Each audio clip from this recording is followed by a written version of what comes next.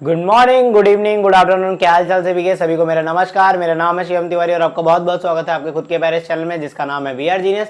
बेटा हम लोग क्लास 12 का chapter number 1 electric charge and field कर रहे हैं जिसका ये वीडियो नंबर 12 है और हम लोग एप्लीकेशन ऑफ गॉस लॉ कर रहे थे।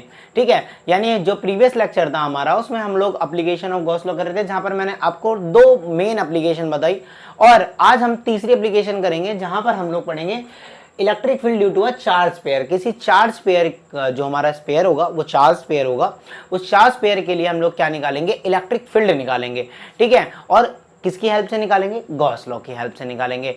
तो बिना वक्त गवाए चलिए स्टार्ट करते हैं हम लोग। तो बेटा जैसे स्पेयर होता है ना, स्पेयर अपना दो टाइप का होता है, एक होलो स्पेयर होता है, एक अपना सॉलिड स्पेयर होता है। होलो यानी कि अंदर से खोखला, सॉलिड जो अंदर से भरा होता है। ठीक है ना। और जो होलो स्फीयर होता है ये भी कंडक्टिंग होता है और नॉन कंडक्टिंग होता है। ऐसे ही सॉलिड स्फीयर जो होता है वो कंडक्टिंग और नॉन कंडक्टिंग होता है। तो यानी हमारे पास चार तरह के स्फीयर देखने को मिलते हैं। यानी आपके मन में आ रहा होगा यानी हमें चार तरह के स्फीयर से इलेक्ट्रिक फील्ड कैलकुलेट करनी होगी, तो नहीं, ऐसा नहीं है, इतने घबराने वाली बात नहीं है। यहां पर देखो एक कमाल की बात लिखी हुई है, except for non conducting solid sphere, सिवाय इस वाले को छोड़कर जितने भी हमारे हैं, जितने भी हमारे स्फीयर है, चाहे वो कंडक्टिंग सॉलिड स्फीयर है, चाहे वो नॉन कंडक्टिंग होलो स्फीयर है, चाहे वो कंडक्टिंग होलो स्फीयर है, उन सब की प्रॉपर्टी सेम है। यानी कि इन सब स्फीयर के लिए जो चार्ज होगा वो कहां पर होगा, उनके सरफेस पे होगा। यानी हम लोग इन तीनों के लिए जो स्फीयर पे हम लोग इलेक्ट्रिक फील्ड कैलकुलेट करेंगे उन तीनों स्फीयर के लिए क्या होने वाला है, सेम होने वाला है। यानी जो फॉर्मूले निकल कर आएंगे वो conducting hollow sphere, non conducting hollow sphere और कंडक्टिंग सॉलिड स्फीयर के लिए सेम फॉर्मूले होंगे क्योंकि ये सेम प्रॉपर्टी को फॉलो करते हैं। सिवाय नॉन कंडक्टिंग सॉलिड स्फीयर को हमें अलग से पढ़ना पड़ेगा। क्या बात समझ में आ रही है? ये तो मजेदार बात हो गई भाई, तीन तो हमें पढ़ने ही नहीं पड़े, यानी हमें दो ही टाइप के स्फीयर पढ़ने पड़ेंगे क्योंकि एक दो तीन इन तीनों का तो एक नहीं आ जाएगा। बात समझ आ रही है? सो बिना गवाए चालू करते हैं। क्या बोला है, electric field due to a hollow sphere. Hollow कैसा, चाहे कंडक्टिंग हो चाहे नॉन कंडक्टिंग हो या फिर सॉलिड कंडक्टिंग स्फीयर हो, इसके लिए हम लोग क्या निकाल रहे हैं, इलेक्ट्रिक फील्ड निकाल रहे हैं। तो बेटा इसमें तीन केस बनते हैं। तो सबसे पहला केस लेते हैं हम लोग। सबसे पहला केस जब हम लोग आउटसाइड द सरफेस निकाल रहे हैं, ये हमारे पास स्फीयर है। ठीक है, चाहे आप इसको बोल दो सॉलिड कंडक्टिंग स्फीयर है, चाहे होलो कंडक्टिंग, चाहे होलो नॉन कंडक्टिंग। इस स्फीयर के सरफेस पे हमारा क्या होता है, सारा चार्ज डिस्ट्रीब्यूटेड होता है कुछ इस तरह से।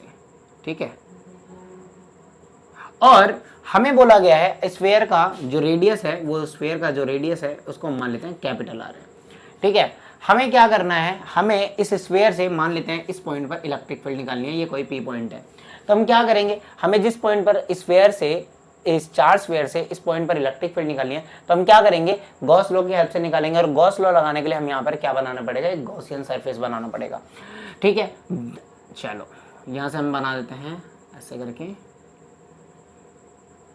एक स्फीयर और। ठीक है, ये थोड़ा हमने ये क्या बना दिया, हमने एक और स्फीयर बना दिया। ये हमारा गॉसियन सरफेस है। इसको कुछ इस तरह से बनाया जाता है गॉसियन सरफेस। ठीक है, मैंने आपको बताया है कि एप्लीकेबल होता है गॉस लॉ हर जगह पर, बट यूजफुल होता है कहीं कहीं पर। और उसके लिए जो हमारी कंडीशंस हैं वो जब मैंने गॉस लॉ पढ़ाया था, यानी जो हमारी वीडियो नंबर 10 है, मैं बार बार कह रहा हूँ वो जाकर पहले देख लो, आपको गॉस लॉ आएगा तभी एप्लीकेशन सीखने में फील आएगा, मजा आएगा। वरना आपको लग रहा होगा अरे यार क्या ही चल रहा है, बोरिंग सा। ठीक है, बोरिंग कुछ भी नहीं है मेरे भाई। अब देखो जरा ध्यान से देखो, इस स्फीयर की वजह से हमारे पास इलेक्ट्रिक फील्ड ऐसे चारों तरफ होगी।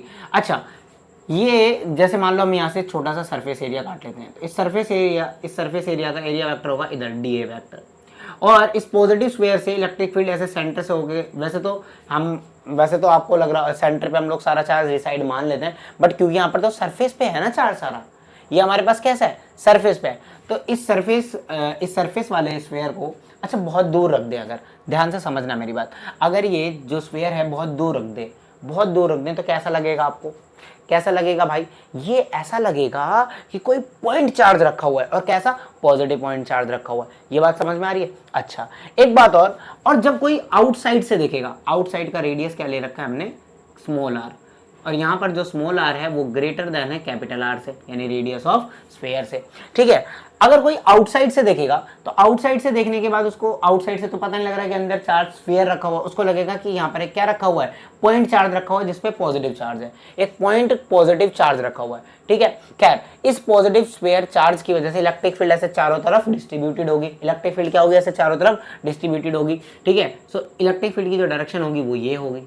ठीक है, इलेक्ट्रिक फील्ड और एरिया वेक्टर के बीच में जो एंगल बन रहा है वो 0 डिग्री बन रहा है। अब ऐसे क्या करेंगे, यहाँ पर हम लोग क्या करेंगे, यहाँ पर इलेक्ट्रिक फ्लक्स निकाल लेंगे और इलेक्ट्रिक फ्लक्स निकाल कर हम लोग गॉस लॉ की हेल्प से इलेक्ट्रिक फील्ड निकाल लेंगे।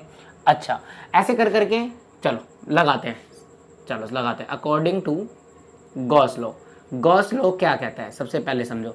गॉस लॉ कहता है भाई साहब कि जो आपका इलेक्ट्रिक फ्लक्स है जिसको आप ऐसे निकालते हो, surface integral of E dot D ए, ये बराबर होता है चार्ज इनसाइड, है ना, किसी भी जो बॉडी होती है चार्ज बॉडी, उसके बॉडी के अंदर कितना चार्ज इनसाइड है अपॉन में एप्सिलॉन नॉट, ये हमारा गॉस लॉ कहता है। ठीक है, सो गॉस लॉ के according Q by epsilon not बराबर में हमारे पास इस छोटे से एरिया वेक्टर के लिए हम लोग ये निकालेंगे इलेक्ट्रिक फ्लक्स, तो क्या आएगा हमारे पास, क्योंकि ई चारों तरफ कांस्टेंट है, ध्यान से देखना मेरी बात, ई चारों तरफ कांस्टेंट है, इधर ई निकाल लो, इधर सरफेस एरिया करके ऐसे निकाल लो, तो इधर के लिए भी ई इधर ही डायरेक्शन में होगी और इधर ही इसका एरिया वेक्टर होगा, तो बीच में 0 और इलेक्ट्रिक फील्ड क्या है, कांस्टेंट है। सो ई आ जाएगा बाहर और सर्फ इंटीग्रेशन करेंगे किसका, अच्छा एक बात और, ये डॉट प्रोडक्ट हटेगा अगर, तो यहाँ पे आएगा E D A cos 0, angle कितना है 0 है ना। ठीक है, इसको आगे बढ़ाते हैं, Q बाय एप्सिलॉन नॉट बराबर में ई आ जाएगा बाहर क्योंकि कांस्टेंट है, अंदर क्या बचेगा बेटा, डी ए बचेगा और cos 0 होता है 1। ठीक है, अब एक बात देखो, ऐसे हम डी ए वेक्टर हर जगह पूरे गॉसियन सरफेस पे काटेंगे तो पूरा सरफेस एरिया आ जाएगा, ऐसे हम डी ए वेक्टर काटेंगे तो पूरा सरफेस एरिया आ जाएगा। और ये गॉसियन सरफेस का ये क्या है, गॉसियन सरफेस जो बना है वो एक स्फीयर है, और स्फीयर का सरफेस एरिया कितना होता है, स्फीयर का सरफेस एरिया कितना होता है, स्फीयर का सरफेस एरिया होता है 4 पाई आर स्क्वायर, क्या होता है 4 पाई आर स्क्वायर। ठीक है, सो यहाँ से आ जाएगा Q एप्सिलॉन नॉट बराबर में 4 पाई आर स्क्वायर इंटू में ई, तो ये 4 पाई आर स्क्वायर यहाँ डिवाइड में चला जाएगा, ये 4 पाई आर स्क्वायर। एक काम करते हैं, इस साइड का थोड़ा सा रब कर लेते हैं, चलो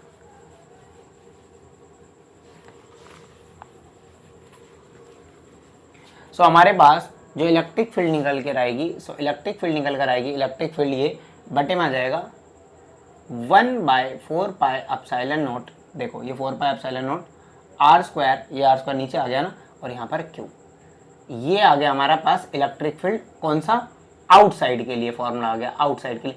जरा ध्यान से देखो मेरे भाई, जरा ध्यान से देखो, अगर तुमको पॉइंट चार्ज के लिए इलेक्ट्रिक फील्ड पता है, अगर तुमको पॉइंट चार्ज के लिए इलेक्ट्रिक फील्ड पता है तो तुम्हें याद होना चाहिए उसका फॉर्मूला भी यही था, KQ बाय आर स्क्वायर।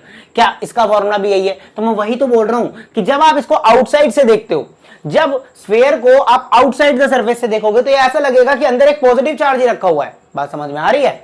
चलो बहुत बढ़िया। अच्छा, इस फॉर्मूले को हम एक और तरह से लिख सकते हैं, आपको पता है ये सरफेस एरिया है, तो सरफेस चार्ज डेंसिटी बराबर क्या होता है, सरफेस चार्ज डेंसिटी होती है हमारे पास Q बाय मतलब चार्ज अपॉन में एरिया, और सरफेस एरिया कितना होगा चार्ज स्क्वायर का 4 पाई कैपिटल आर स्क्वायर। तो यहाँ से चार्ज बराबर कितना हो जाएगा, सिग्मा 4 पाई आर स्क्वायर बराबर में Q।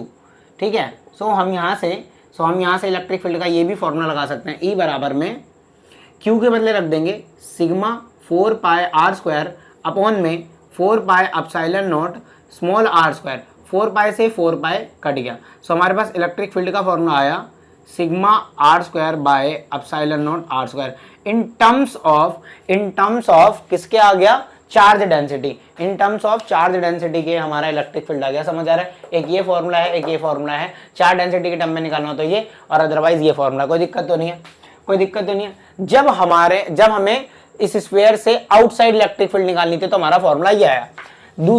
दूसरी कंडीशन, जब हमें इनसाइड निकालना है, जब अपने को क्या करना है, अपने को इनसाइड निकालना है क्या, इलेक्ट्रिक फील्ड, ये हमारा चार्ज स्फीयर है, ठीक है, ये हमारा क्या है, चार्ज स्फीयर है ऐसे, ठीक है, इस पे इस तरह से चार्ज डिस्ट्रीब्यूटेड है चारों तरफ, कुछ इस तरह से,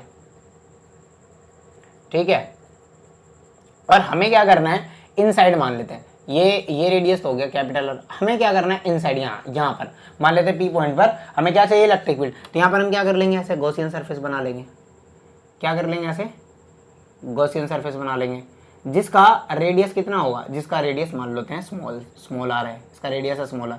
इस बार ये जो आर है इससे बड़ा है कैपिटल आर। अब जरा ध्यान से देखो, यहाँ पर हम लगाएंगे गॉस लॉ, यहाँ पर लगाएंगे हम according to Gauss law. Gauss law के अकॉर्डिंग आप एक बात बताओ, गॉस लॉ कहता है जो इलेक्ट्रिक फील्ड होती है वो बराबर होती है चार्ज इनसाइड, कितना चार्ज इनसाइड है उस चार्ज बॉडी के अपॉन में एप्सिलॉन नॉट। अब जरा ध्यान से देखो, जहां पर आपको इलेक्ट्रिक फील्ड निकालनी है इसके इनसाइड कितना चार्ज है, क्या आपको इसके इनसाइड चार्ज दिख रहा है? मुझे तो नहीं दिख रहा, मुझे तो आउटसाइड द सरफेस, मतलब ये स्फीयर के चारों तरफ सरफेस पे चार्ज है बट इनसाइड तो कोई चार्ज है ही नहीं। यानी कि यहाँ पर जो हमारा चार्ज है इनसाइड वो कितना है, 0 है। सो इसके आगे अब निकालना ही नहीं, ये 0 हो गया तो ये पूरी टर्म 0 हो गई। मान लो यहाँ पर वैल्यू कुछ आ भी गई तो वो सारी इधर जाके क्या हो जाएगी, 0 हो जाएगी क्योंकि मल्टीप्लाई में है। सो इलेक्ट्रिक फील्ड भी क्या आएगा, 0 आएगा। यानी एक बात समझ लो कि इनसाइड, ठीक है, इलेक्ट्रिक फील्ड होलो कंडक्टिंग, नॉन कंडक्टिंग या सॉलिड कंडक्टिंग स्फीयर के लिए इनसाइड कितना इलेक्ट्रिक फील्ड आता है, 0 आता है। क्या बात समझ में आ रही है, क्या बात समझ में आ रही है? इसको उतार लो जल्दी से, क्या बात समझ में आ रही है, इसको उतार लो, ठीक है। अगर चलो इनसाइड, एक काम करते हैं, ये इस साइड का मैं रफ कर देता हूं। हमने इनसाइड ले लिया, आउटसाइड ले लिया, ठीक है। अब हम एक तीसरा कंडीशन और ले लेते हैं, ऑन द सरफेस। कितना, on the surface. On the surface पे क्या होगा बेटे, ऑन द सरफेस का मतलब जहां पर आर इक्वल होगा कैपिटल आर के, आर इक्वल होगा कैपिटल आर के। अब ये मान लो क्या करेंगे, ये हमारे पास स्फीयर है, ठीक है, ये स्फीयर है, इस पे पॉजिटिवली चार्ज है कुछ इस तरह से, ठीक है। अब यहां पर हमें क्या करना है, ये हमारा हो गया कैपिटल आर। अब यहां पर हमें गॉसियन सरफेस बनाना है। गॉसियन सरफेस बेटा हम जस्ट इसके हल्का सा आउटसाइड बनाएंगे, हल्का सा, इतना आउटसाइड कि हमें ये कैपिटल इसका बाहर वाले स्फीयर का और अंदर वाले स्फीयर का रेडियस लगभग क्या आ जाए, बराबर आ जाए। ये बात समझ में आ रही है? फिर हम लगा देंगे according to Gauss law. Gauss law के अकॉर्डिंग हो जाएगा E dot dA vector that is equal to Q inside upon में एप्सिलॉन नॉट। सो यहाँ से अगर आप छोटा सा एरिया वेक्टर काटते हो तो इलेक्ट्रिक फील्ड और एरिया वेक्टर के बीच में एंगल आ जाएगा 0। So that is E dA cos 0 is equal to में Q इनसाइड, या Q इनसाइड अब नहीं लिख रहा मैं बार बार, एप्सिलॉन नॉट cos 0 होता है 1, E सबके लिए सेम है तो E बाहर आ जाएगा। आप क्या करेंगे, DA वेक्टर का इंटीग्रेट करेंगे, सो Q by epsilon not. DA vector का जब आप इंटीग्रेट करोगे तो आ जाएगा 4 पाई आर स्क्वायर, क्योंकि ये स्मॉल आर और कैपिटल आर तो बराबर है, तो 4 पाई आर स्क्वायर आ जाएगा इक्वल टू में Q बाय एप्सिलॉन नॉट। तो यहाँ से इलेक्ट्रिक फील्ड का जो फॉर्मूला आ जाएगा वो आ जाएगा 1/4 पाई epsilon not capital R square Q। ये यानी कि जो हमारा आउटसाइड के लिए फॉर्मूला आया था बस स्मॉल आर के बदले क्या आ जाएगा, कैपिटल आर आ जाएगा, बाकी फॉर्मूला वही रहेगा हमारे पास। अच्छा, इसका एक और फॉर्मूला जरा देख लो, इसका एक और फॉर्मूला, जब आप Q के बदले क्या पुट कर दोगे, सिग्मा इंटू में 4 पाई आर स्क्वायर। जब Q के बदले sigma into 4 pi are square put कर दोगे so electric field will be what, so electric field आ जाएगा sigma into 4 pi are square by में 4 पाई एप्सिलॉन नॉट इंटू में r square. 4 pi are square से 4 pi are square खत्म, so electric field will be sigma by epsilon naught. ये किसके लिए आ जाएगा बेटा, आउटसाइड, ऑन द सरफेस के लिए, ऑन द सरफेस के लिए, या तो ये, ऑन द सरफेस के लिए या तो ये, और हमारे लिए आउटसाइड द सरफेस और ये इनसाइड द सरफेस। क्या बात समझ में आ रही है, बेटे? अगर इतनी बात समझ में आ रही है, इसका एक ग्राफ बना लेते हैं, बहुत इंपॉर्टेंट है, कई बार पूछ लेता है, सो इसका फटाफट से ग्राफ बना लेते हैं, ठीक है। इसका ग्राफ बना लेते हैं हम लोग इस तरह से। इधर हमारे पास R हमने लिया है और इधर हम ले लेंगे इलेक्ट्रिक फील्ड, ठीक है। यहां पर हम बना लेते हैं स्फीयर, ऐसे करके, एक काम करो, ऐसे करके बना लिया हमने ये स्फीयर, ठीक है, बहुत बढ़िया, सबको दिख रहा है। और ये इसका क्या है, R, ठीक है।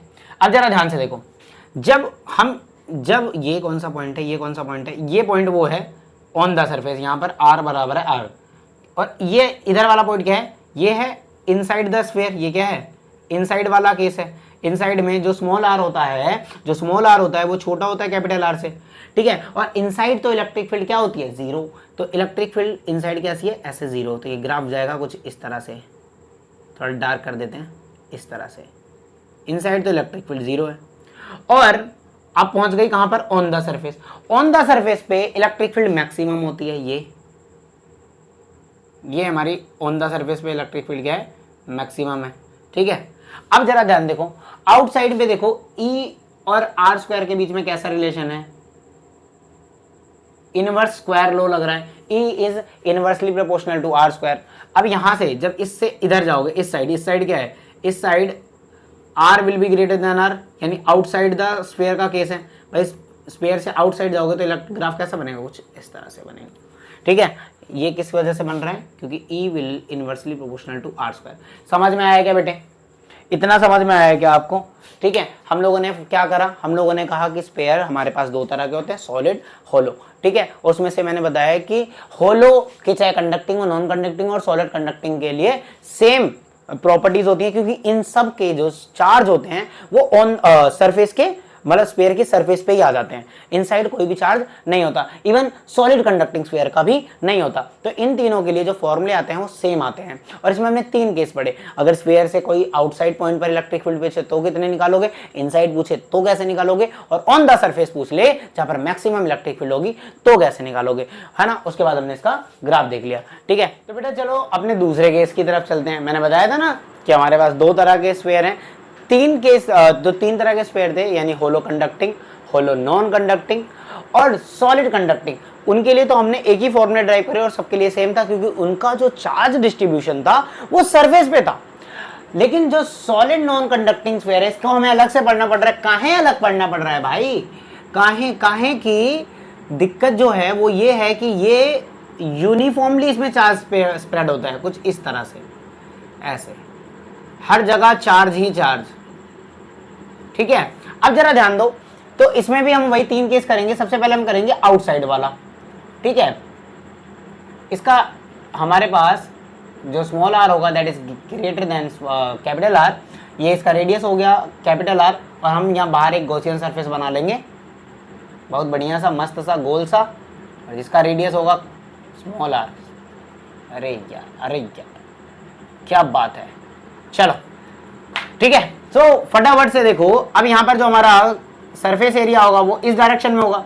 और अच्छा, अब मेरी बात समझो मेरे बच्चे, मेरी बात समझो कि ये जो यूनिफॉर्मली चार्ज डिस्ट्रीब्यूटेड है, इसका सारा चार्ज हम कंसंट्रेटेड मान लेंगे, कहां पर है, सेंटर पे है। और ये सेंटर पे जब सारा चार्ज कंसंट्रेटेड मान लेंगे तो उस चार्ज की वजह से ये बिहेव ऐसा करेगा लाइक अ पॉइंट चार्ज, ठीक है। वैसे आउटसाइड से आप देखोगे तो ये आपको seems like a point charge ही लगेगा। मैंने बताया था जैसे उस वाले केस में मैंने बोला था कि बाहर से अगर आप देखोगे तो आपको ऐसा लगता है कि अंदर एक पॉइंट पॉजिटिव चार्ज रखा है, उसी तरह से ये भी लगता है। सो इसकी वजह से जो इलेक्ट्रिक फील्ड होगी वो भी इसी डायरेक्शन में होगी, और इन दोनों के बीच में जो एंगल बनेगा वो 0 डिग्री बनेगा।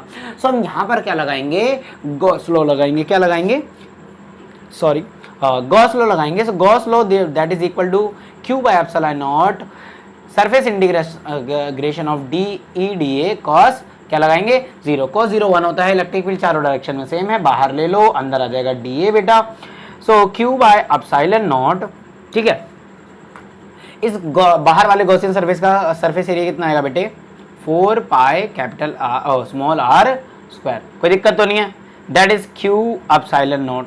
सो यहाँ से इलेक्ट्रिक फील्ड जो हमारे पास निकल कर आएगी, यहाँ पर इलेक्ट्रिक फील्ड हमारे पास निकल कर आएगी, that is equal to Q by 4 pi epsilon naught r square. अरे जरा ध्यान से देखो, यहाँ पर जो ये इलेक्ट्रिक फील्ड है वो इनवर्सली प्रोपोर्शनल है r स्क्वायर के, और यहाँ पे ये जो फॉर्मूला आया है ये वही फॉर्मूला आया है जो आपने सॉलिड कंडक्टिंग के लिए या होलो कंडक्टिंग नॉन कंडक्टिंग के लिए करा था। ये तो कमाल की बात हो गई, आउटसाइड का फॉर्मूला सेम आ गया,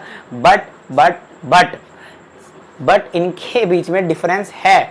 अगर हम इसका दूसरा वाला फॉर्मूला लगाएं, दूसरा वाला कौन सा, अगर मैं इसको चार्ज की टर्म में नहीं रखता तो जो उसका दूसरा फॉर्मूला आता है वो मैच नहीं करेगा। हाँ, बट ये वाला फॉर्मूला मैच करता है ना। अगर मैच नहीं करता होता, मतलब इसको ये चीज़ डिफरेंट नहीं होती तो मैं इसको अलग से क्यों पढ़ाता, या कोई भी टीचर इसको अलग से क्यों पढ़ाता, उसी में बोल देता ना कि चौथा भी वैसा ही है, ठीक है। जरा देखो, अब आपको बताऊं यहां पर वॉल्यूम चार्ज डिस्ट्रीब्यूशन आएगा ना कि सरफेस चार्ज डिस्ट्रीब्यूशन। ये बात समझ में आती है क्या?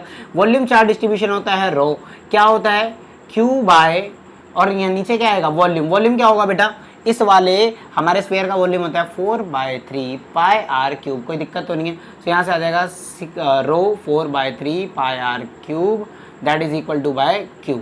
ठीक है, सो हम क्या करेंगे, इसको पुट कर लेंगे, है ना। सो हमारे पास इलेक्ट्रिक फील्ड का जो फॉर्मूला निकल कर आएगा, क्यू के बदले रख देंगे sigma 4/3 pi are cube upon में, अच्छा ये आर जो होगा बेटा कैपिटल आर रखेंगे, ये कैपिटल रखेंगे, क्यों, क्योंकि वॉल्यूम, इसका वॉल्यूम लेंगे ना, इसका वॉल्यूम थोड़ा लेंगे, चार्ज तो यहाँ पर है ना।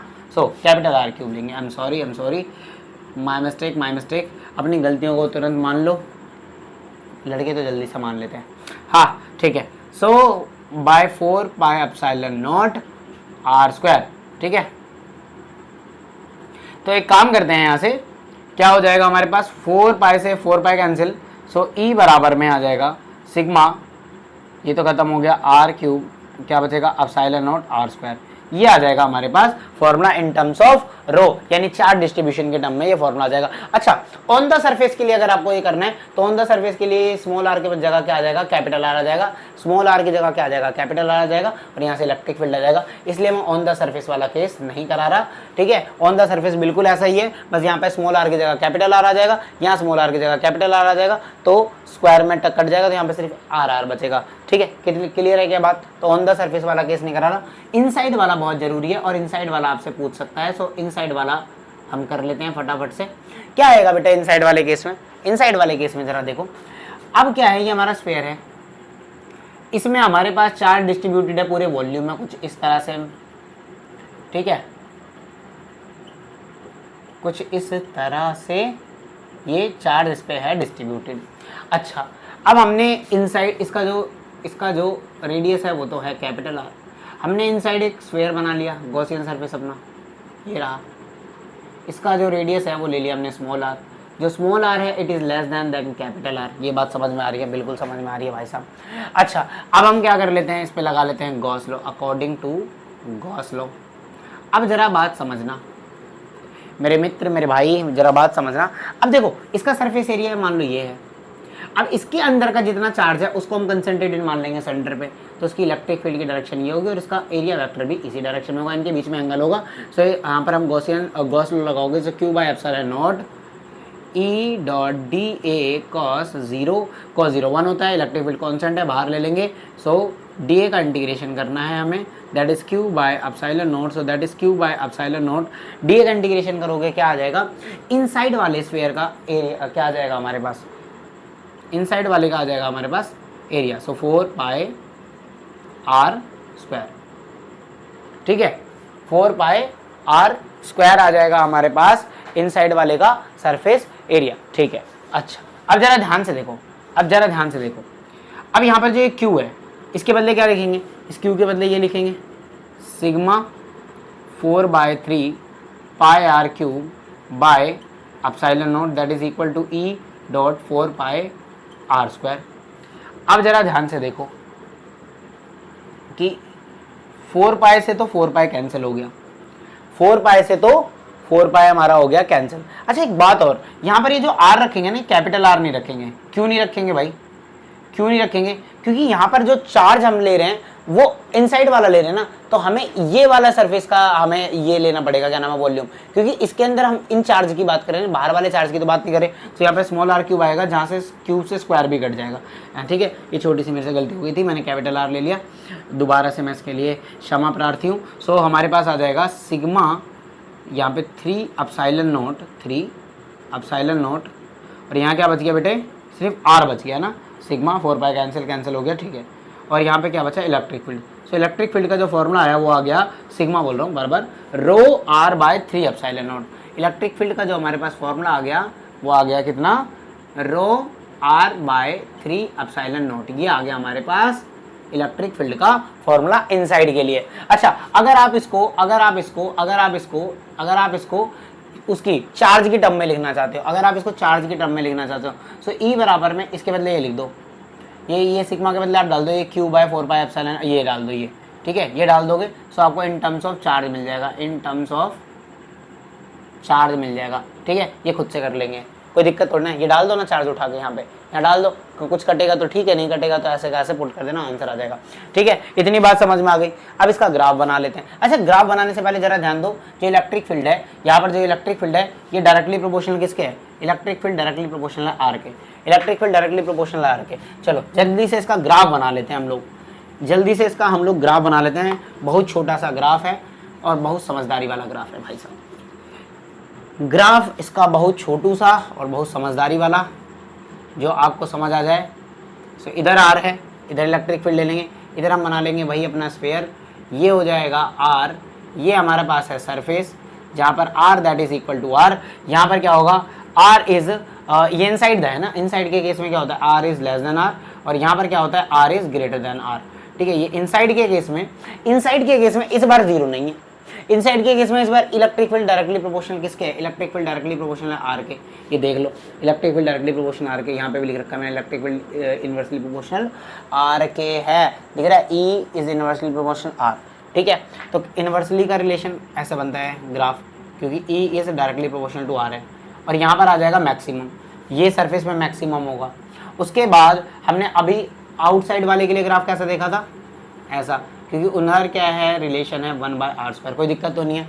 ई इज इनवर्सली बाय 1/r², कोई दिक्कत कोई परेशानी आए तो मुझे बताओ, मैं दोबारा बता दूंगा, कोई दिक्कत वाली बात नहीं है, वरना वीडियो को पीछे करो और खुद से समझ लो, क्योंकि इतनी कठिन चीज़ें तो है नहीं। सो आज हमारा एप्लीकेशन ऑफ गॉस लॉ भी खत्म हो गया। अब बोर्ड के टॉपिक्स के पॉइंट ऑफ व्यू से हमने सारे टॉपिक्स कवर कर लिए, और इन टर्म्स ऑफ जेई और नीट की अगर हम बात करें, सो सम टॉपिक्स इसमें, या एक आधा कुछ टॉपिक मेरे से भूला भटका छूट रहा होगा, सो वो आने वाली वीडियोज़ में कभी ना कभी हम कवर कर लेंगे, कभी ना कभी का मतलब जल्दी से जल्दी कवर कर लेंगे, in the week, in the month, है ना। बाकी बोर्ड के पॉइंट ऑफ व्यू से आज के लिए आप ऐसा बोल सकते हो कि आपकी लास्ट वीडियो थी। ठीक है, और इन टर्म्स ऑफ जेई और नीट, जैसे कि मैं बार बार बोल रहा हूँ कि अगर कुछ रह रहा होगा, या चाहे क्वेश्चन प्रैक्टिस हो गई, चाहे एक्स्ट्रा क्वेश्चंस हो गए, या जेई या नीट के एडवांस तक के जो क्वेश्चंस हो गए, ठीक है, वो जैसे ही मुझे टाइम मिलेगा, जैसे ही मेरे पास ये अच्छे से अच्छा कंटेंट मैं बना लूँगा या ढूंढ लूँगा, ठीक है, क्योंकि मेरे को ये बनाने के लिए भी मेरे को बहुत सारी चीज़ें करनी पड़ती है। ठीक है, सिर्फ थ्योरी पढ़ाना नहीं होता, क्वेश्चन के लिए आपको बहुत सारी बुक्स उठाकर प्रीवियस ईयर मेरे को बहुत ज़्यादा देखना पड़ेगा।